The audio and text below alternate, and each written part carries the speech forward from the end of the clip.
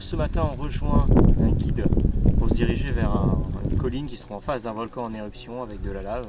Donc il pleut, il y a du brouillard, on ne sait pas trop si on va le voir et ce qu'on verra, et en tout cas si on peut faire voler le drone. En tout cas on y va.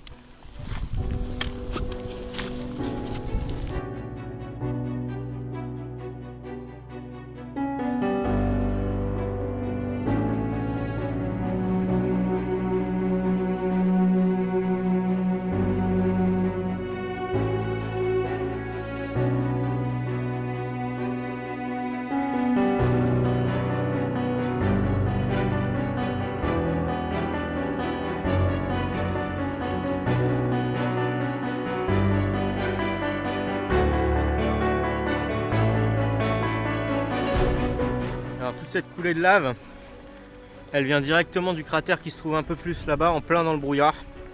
Donc malheureusement on le voit pas. C'est un peu dommage, on va essayer de s'approcher un peu plus. Cette lave elle est refroidie, hein, mais en dessous elle est quand même à plus de 1000 degrés, d'où les vapeurs fumantes. Et toute cette étendue qui est absolument incroyable, elle a été faite depuis mars. Avant il n'y avait rien du tout ici. On va essayer d'aller voir un peu plus loin si on voit quelque chose. Ça fait 1h30 qu'il pleut, on est complètement trempé et on va essayer d'avancer encore un peu. Ce qui est rigolo, c'est que là, de là où on est, tu vois, la lave elle est à 30 mètres à peu près, on sent la chaleur d'ici, ça nous réchauffe, et le cratère est là-bas au niveau des fumerolles, donc on commence à l'apercevoir, mais il n'est pas très actif aujourd'hui.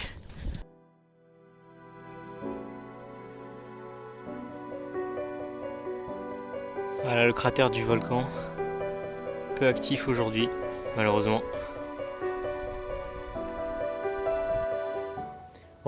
Les conditions étaient trop dantesques hier sur le site de l'éruption, impossible de sortir le micro, impossible de sortir quelque équipement que ce soit. Donc pour finir ce que je disais, on voyait des gens qui marchaient sur la lave refroidie.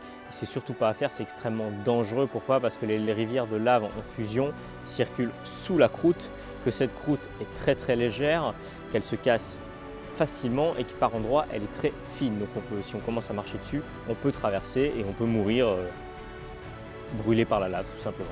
Cette couche de lave donc de surface est en fait poussée un peu à l'instar d'un glacier par le dessous par les couches de lave en fusion.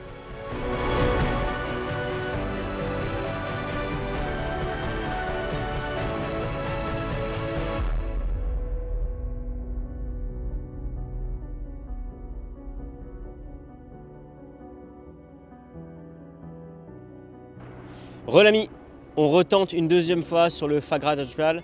Après 11 jours, le volcan est de nouveau actif. Les conditions sont superbes. On te propose des images absolument incroyables. C'est inouï ce qui se passe ici. Les coulées de lave sont là derrière à 150 mètres. C'est chaud, on a chaud là actuellement. On sent la chaleur comme si on était dans un four. Écoute, c'est parti, on monte là-haut.